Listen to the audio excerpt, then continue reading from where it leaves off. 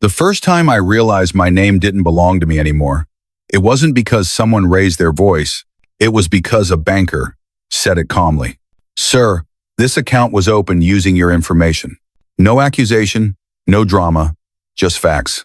I sat there, hands folded on a laminate desk that smelled faintly of disinfectant and old carpet, staring at a computer screen that told a story I didn't remember living. My name was on it, my social security number, my address, but not my signature. That was the moment something inside me went quiet in a way I'd never felt before. Not fear, not anger, recognition. My name is Thomas Reed. I was 59 years old that winter. I'd lived my whole life in Western Ohio, the kind of place where towns blur together and nobody needs GPS to find the VFW. I worked maintenance for a regional manufacturing plant. Boilers, belts, motors that screamed when something went wrong. 35 years of showing up before sunrise, hands already rough by the time the coffee kicked in. I wasn't important. I was dependable. There's a difference. Dependable men don't get speeches when they retire. They get a sheet cake in the break room and a handshake that lasts half a second too long. They get asked, years later, if they can just take a look at something broken. I liked it that way, or at least I told myself I did. The banker's name was Elise, late 40s, professional smile, kind eyes, the kind of woman who'd seen enough mess to know when to slow down. "This isn't uncommon," she said gently. "Family situations. Family. That word again."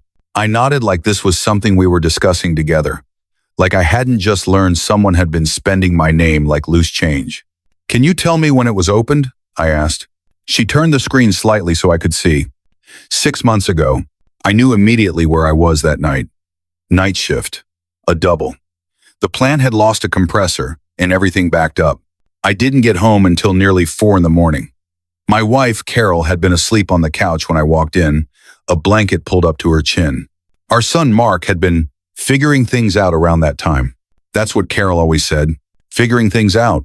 Elise kept talking fraud affidavit, credit freeze, next steps, but her voice faded behind a low hum in my ears. All I could think about was how many times I'd signed something without reading it carefully because I trusted the person standing in front of me. How many times I'd said, "Yeah, that's fine," when it wasn't. When I got home, the house felt smaller than it used to. Same walls, same furniture. But something had shifted, like a load-bearing beam had been cracked and no one had noticed yet. Carol was in the kitchen, rinsing dishes that were already clean. She looked up when she heard the door. "You're home early," she said. "I took a personal day," I replied. That caught her attention. I didn't take personal days. I set my keys down slowly. "Did you open any accounts in my name?" She didn't answer right away. "Not long, just long enough." "Why would you ask that?" she said. I took a breath. "Because one exists." She turned back to the sink. Mark needed help. There it was. No denial. No surprise. Just justification. "You didn't think to ask me?" I said. "You're always so tired," she replied. "And you hate conflict." That sentence landed harder than the banker's words. You hate conflict. What she meant was, you won't stop us. I didn't raise my voice. I didn't slam my hand on the counter. I just stood there, feeling something settle into place, with a weight I couldn't ignore. "How much?" I asked. She told me. It wasn't catastrophic. It was worse. It was manageable, which meant it could have kept happening. That night, I didn't sleep. I lay on my back listening to the house, breathed the tick of cooling pipes, the faint buzz of the refrigerator, the sound of a place that assumed I'd keep holding it together. I thought about Mark, 27 years old, smart, charismatic. The kind of kid teachers used words like potential about. He'd moved back home 3 times in 5 years, always with a reason, always temporary. Car trouble, job fell through, just needs a little help. I'd paid for the car, the insurance, the phone. I told myself it was what fathers did. But fathers aren't supposed to disappear in the process. The next morning, I pulled out the drawer in my office where I kept important papers. Deeds, policies, manuals I couldn't bring myself to throw away because someday someone might need them. I started stacking things on the desk. Car title, insurance statements, phone plan, my name, everywhere. By noon, the stack had become a folder. Plain, manila. Nothing dramatic about it. That's when my phone buzzed. "Mark." "Hey," he said too casually. Mom said you took the day off. I did, I said. Everything okay? I looked at the folder. We need to talk. There was a pause. About what? About whose life I'm paying for. Another pause. Longer this time. You're being weird, he said. What's going on? I almost laughed. I'll be home tonight, I said. We'll talk then. That afternoon, I drove to the plant anyway. Not to work, just to sit in the parking lot. Old habits die hard. I watched men I'd known for decades walk inside without thinking twice, trusting the floor would hold, trusting the machines wouldn't fail unless they gave them a reason. Trust is a powerful thing. It can hold a life together, or quietly dismantle it. When I got home that evening, Mark was already there, sitting at the table like he belonged to it, phone face down, arms crossed. Carol hovered near the stove, pretending to be busy. You're making this a big deal, Mark said before I even sat down. I pulled out the folder and placed it between us. I'm making it visible, I replied. He scoffed. You always do this. You go quiet and then drop papers like they're weapons. They're not weapons, I said. They're receipts. Carol opened her mouth. Closed it. I'd seen that silence before. At the dinner table. In the car. In moments where choosing me would have cost her something. Mark leaned back. So what, you're cutting me off? I met his eyes. I'm stopping. Same thing, he said. No, I replied. It's not. The room felt tight, like the air had been wrapped in plastic. Outside, winter pressed against the windows, patient and unmoved. I didn't know it yet, but that was the last night things would ever feel normal. Because once you stop pretending, the truth doesn't ease in. It arrives all at once. The first thing Mark did after I said I was stopping wasn't argue. It was laugh. Not a big laugh, not loud. Just a short breath through his nose like I'd told a joke that didn't quite land. You're serious, he said, studying my face. I am. Carol finally spoke. Tom, you don't have to do this all at once. That word all at once made something tighten in my chest. I didn't do this all at once, I said. I did it over years. Mark shook his head. You're acting like we robbed you. I slid one sheet of paper out of the folder and set it in front of him. The store credit account. Balance circled in pen. You used my name, I said, without asking. He glanced at it and shrugged. Mom said you wouldn't mind. Carol flinched. That was the moment I understood something I'd been avoiding. This wasn't about money. It was about permission. Mark had learned, carefully and completely, that my silence meant yes. I'm not yelling, I said. I'm not punishing you. I'm telling you what's changing. And what's that? He snapped. I'm removing your car from my insurance at the end of the billing cycle. Same with the phone. I'm freezing my credit. And I'm taking my name off anything that isn't mine. Carol's voice rose. You can't just do that. I can, I said. And I am. Mark stood up so fast his chair scraped against the floor. You're doing this because you're embarrassed. No, I said evenly. I'm doing this because I'm done pretending I don't count. He stared at me like I'd spoken a different language. You're my dad, he said. That's what dads do. I nodded once. Dads teach responsibility. They don't erase consequences. He laughed again, sharper this time. So what, I just figure it out overnight? That part, I said, is finally yours. He grabbed his jacket and stormed out. The door slammed hard enough to rattle the windows. Carol sank into a chair. You didn't have to push him like that, she said. I looked at her. Really looked. I didn't push, I replied. I stopped holding. That night, Mark didn't come home. I expected panic, or guilt, or the urge to chase after him and fix it. What I felt instead was exhaustion. The next morning, I called the insurance company.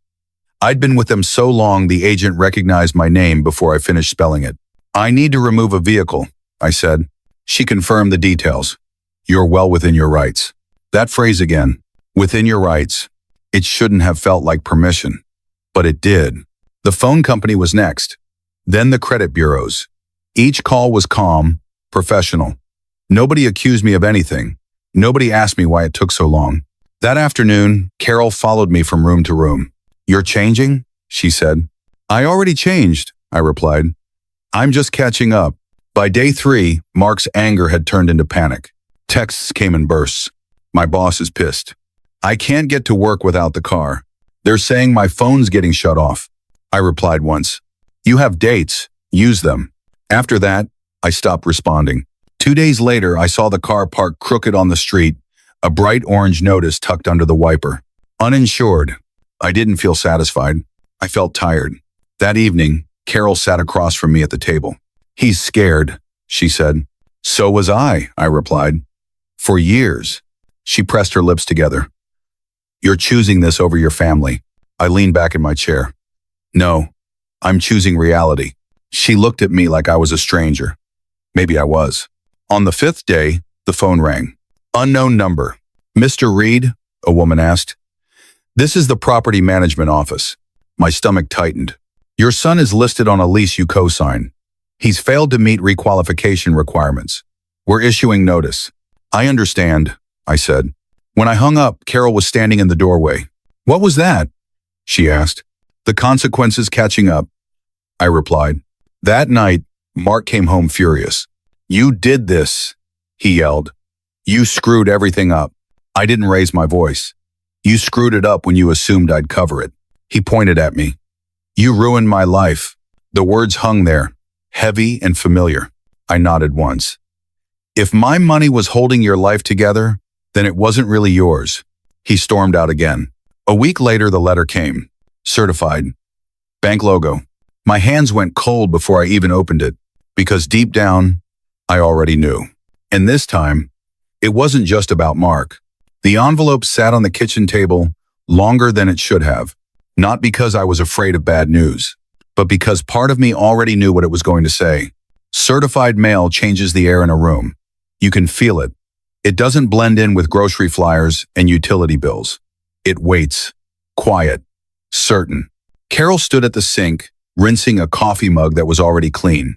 The radio murmured low in the background, some talk show arguing about things that didn't matter. I broke the seal. The letter was polite, professional, written in that careful language banks use when they don't want to accuse you outright, but still need you to understand that something is very wrong. They were contacting me regarding recent activity on an account under my name. A second store credit line, opened 4 months ago. Balance maxed. Payments late. I sat down. I read it again.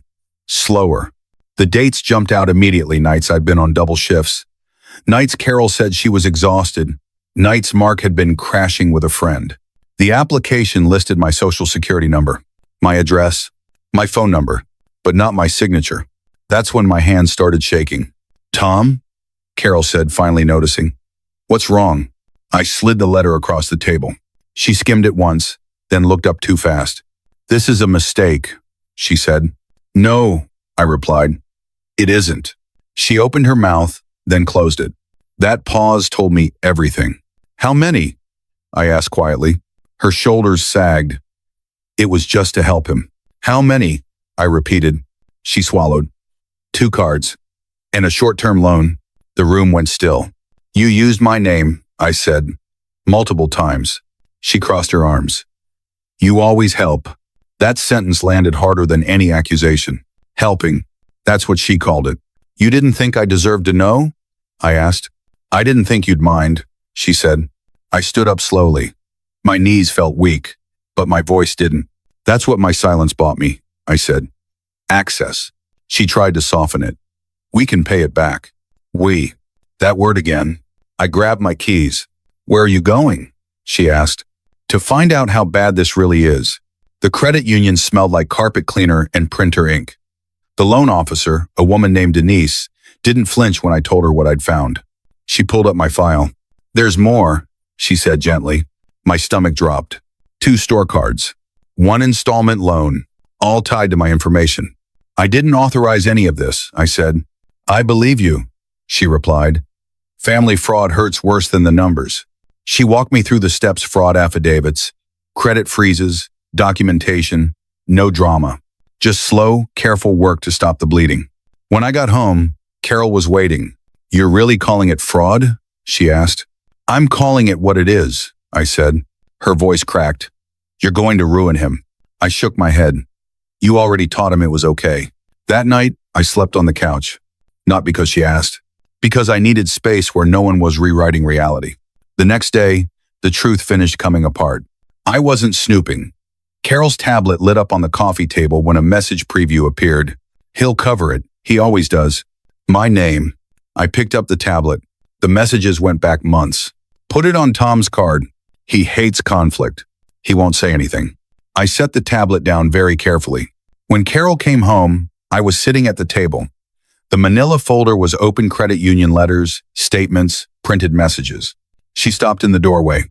You read my messages. You used my name, I replied. She walked in slowly. I was protecting my son. And who was protecting me? She didn't answer. That was the moment I knew there was no quiet way back.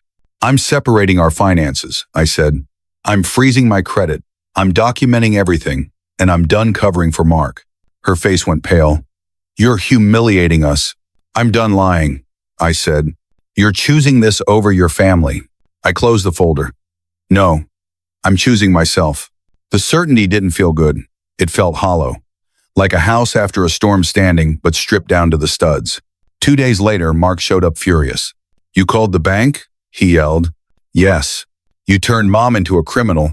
She made that choice, I replied. He shook with anger. You ruined everything. I stopped pretending, I said. A week later, Carol insisted we go to the church fundraiser. Said it would look bad if we didn't. I agreed because I wasn't afraid of how things looked anymore. The fellowship hall filled with people who thought they knew us. Chili, coffee, polite smiles. Mark was already there, and he was telling his story. That man took everything from me, he said loudly. Left me with nothing. People nodded. Some glanced my way. When he saw me, his anger sharpened. You want to explain why you ruined my life? I didn't answer right away. I slid the manila folder onto the table. The room went silent. And for the first time, the truth had witnesses. The silence in that fellowship hall didn't fall all at once. It spread, like a spill no one wanted to step into. You could hear the old ceiling fans ticking overhead, pushing warm air that smelled like chili, coffee, and winter coats that hadn't fully thawed. Someone near the back set a paper cup down too hard. Another person stopped chewing mid-bite. Mark stood across from me, chest heaving, face red not just with anger but with something else underneath it. Exposure. That's not how it happened, he said, his voice cracking just enough to give him away. He's twisting things. I didn't raise my voice. I didn't step closer. I opened the folder. Paper doesn't argue. It doesn't exaggerate. It doesn't care who's louder. This is the car title, I said, sliding the first page forward so the table could see it. My name. I signed for it because Mark couldn't. A few heads tilted. This is the insurance policy. Also mine. Paid every month. Mark's jaw tightened. You offered. I nodded. I did. And this is the phone plan. 5 lines, all billed to me. Carol shifted beside me. Her hand hovered near my arm, then dropped. I slid another page forward. This is the storage unit contract. My signature. And this, I placed the last set of papers down carefully, is the lease addendum. I co-signed because his credit didn't qualify. Someone cleared their throat. Mark's voice rose. So what? You help me. You don't get to yank it all away. I looked at him then. Not the angry version he was performing for the room, but the scared one underneath. I didn't yank anything, I said. I gave notice. I followed every contract. I stopped paying for things that weren't mine to carry. That's a lie, he shouted. You did it to hurt me. I took a breath. I did it because you stood across a dinner table and called me a loser. And your mother said nothing. Every eye in the room slid to Carol. She froze. For a moment, I almost felt sorry for her. Almost. Mom? Mark said, turning toward her. Tell them. She opened her mouth, closed it.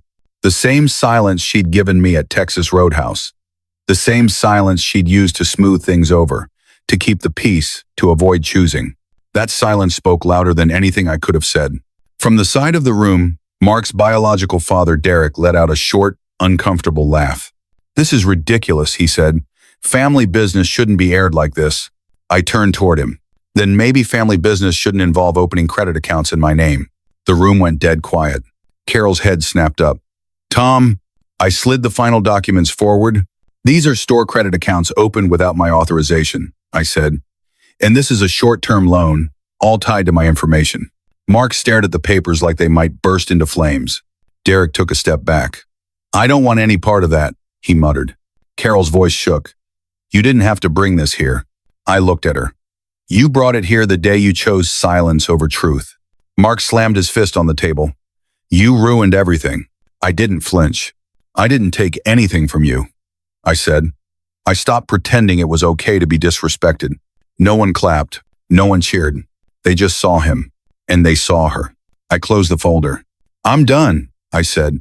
I won't argue about this anymore. I walked out into the cold. The winter air hit my face sharp and clean. My breath fogged in front of me as I crossed the parking lot, boots crunching on frozen gravel. Behind me, the truth finally had room to breathe. I didn't feel strong. I felt finished. Halfway to my truck, I heard footsteps behind me. Tom, Carol said, her voice thin. Wait. I turned. She looked smaller out there. Older. The lights from the hall spilling around her like something she couldn't step back into. You didn't have to do it like that, she whispered. I did, I said. Because quiet didn't work. Her phone buzzed in her hand. She glanced down, panic flashing across her face. It's Mark, she said. He says he has nowhere to go. I nodded once. I know. As I opened the truck door, my phone buzzed too. Her name lit up the screen. I didn't answer right away. I stood there in the parking lot, cold seeping through the soles of my boots, listening to the phone buzz itself quiet in my hand. When I finally answered, I didn't say hello. You have to come back, Carol said. He's losing it. I'm not coming back inside, I replied. You can't just leave him like this, she pleaded. He's your family. That word used to control me. Family doesn't mean unlimited access, I said. It means accountability. What does that even mean? She asked. It means I'll do what's reasonable, I said. I'll pay for one night at a motel. I'll give him the number for a shelter that helps young men get back on their feet. I'll even drive him there if he wants. But I'm not opening my wallet again. Silence. Real silence. He needs you, she said finally. I sat down in the driver's seat. The familiar smell of coffee and oil grounded me. No, I said gently. He needs to learn how to stand without leaning on someone he doesn't respect. Her voice cracked. What about me? That question hung there. I need honesty, I said. And I need to know I'm not being used. She cried then. Not loud, not for show. I never meant for it to go this far, she said. I know, I replied. But it did. We hung up without promises, without shouting, just truth. I drove home slowly, heater low, radio humming. The town felt smaller at night, like it was holding its breath. When I stepped inside the house, it didn't feel like mine anymore.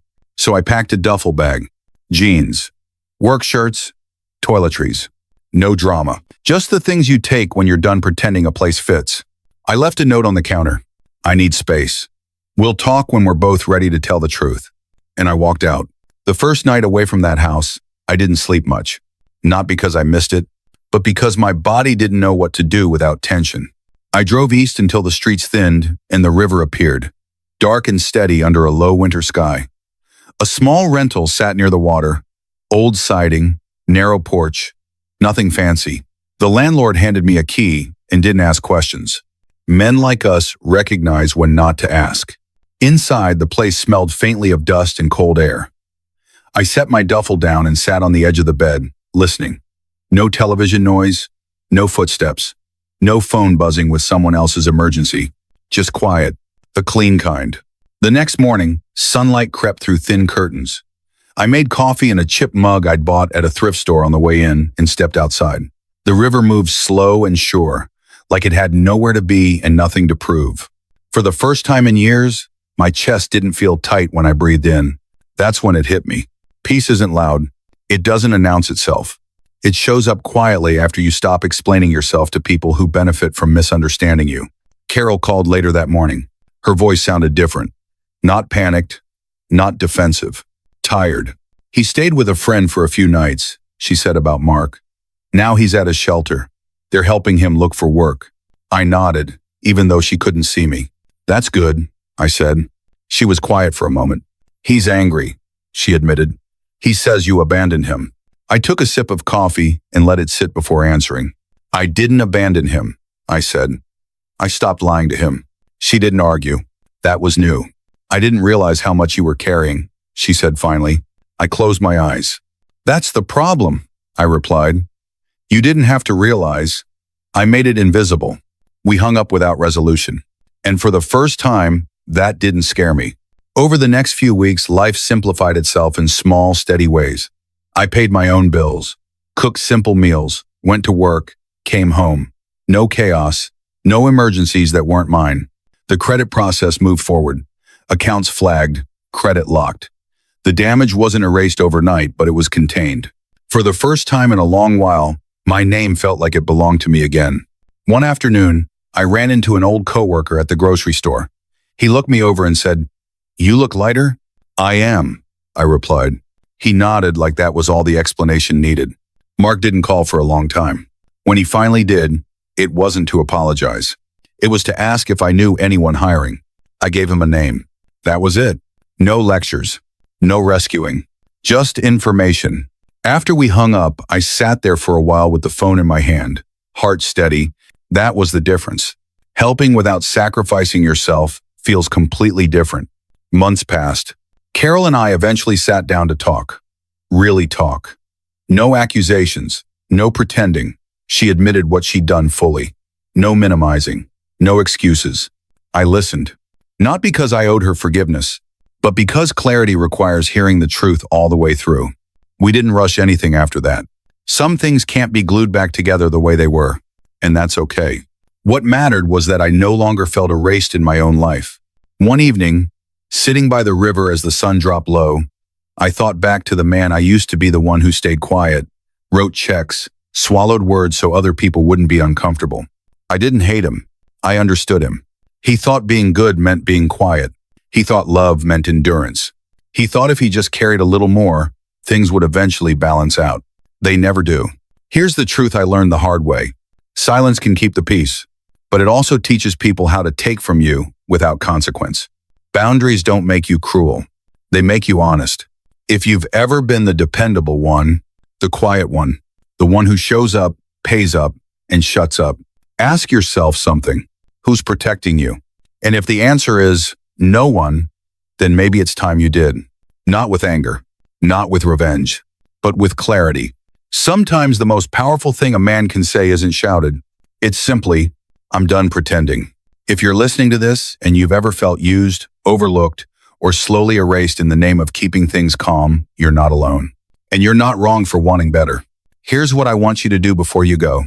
If you believe family should always come first, no matter the cost, comment 0. If you believe self-respect matters, even when it's painful, comment 1. No explanations needed, just your number. And if this story felt familiar, if it hit a nerve you didn't know you had, share it with someone who might need to hear it. There are a lot of quiet men out there carrying too much weight. Sometimes all it takes is one story to remind them they're allowed to put it down. If you want more stories like this about finding your spine later in life, about truth finally catching up to silence, stay here. You're in the right place.